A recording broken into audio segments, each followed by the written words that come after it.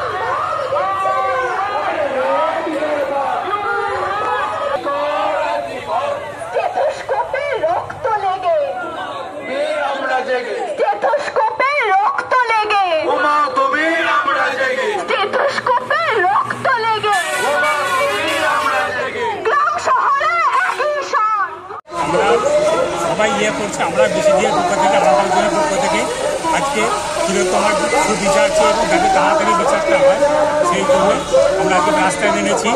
আমাদের সঙ্গে ডাক্তাররা আছে, এমআররা আছে, আরামবাগের বহু মানুষ আছে।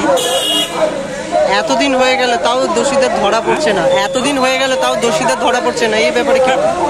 মিছিল থামবে না, যতদিন না বিচার হচ্ছে মিছিল থামবে না, মিছিল চলতেই থাকবে। আমরা আগেও মিছিল করেছি, আজ আবার নেমেছি। কাদের পক্ষ থেকে এই মিছিল শুরু হয়েছে? এটা আমার আরামবাগ বিসিডিএর পক্ষ থেকে নেমেছি। কোখান থেকে শুরু হয়েছে? পৌরসভার সামনে থেকে শুরু হয়েছে। কোথায় শেষ হবে?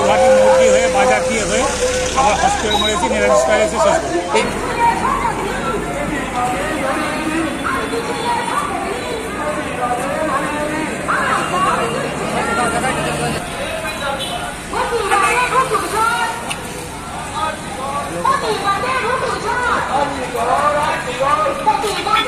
দাদা কি বলবেন আজকের বিষয়টা?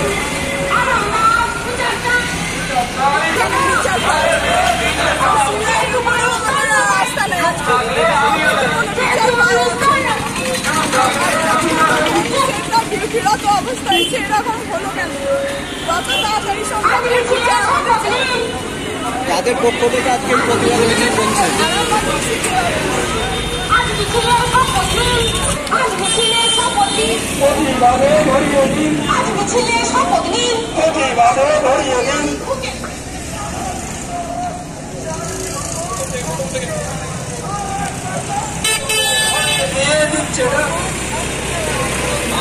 সেটা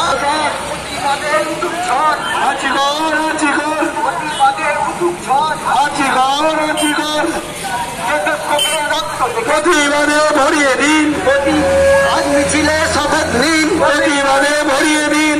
আরামবাগ দিচ্ছে ডাক, ঘরে নেম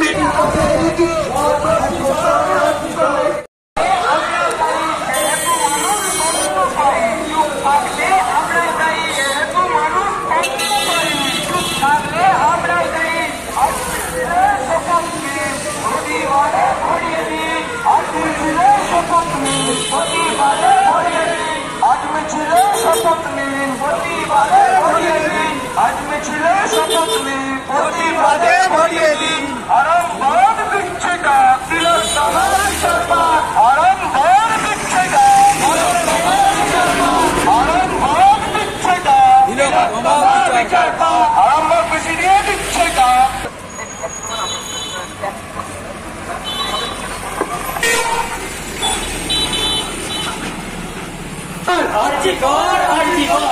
প্রতিবাদের উটুক ঝড়,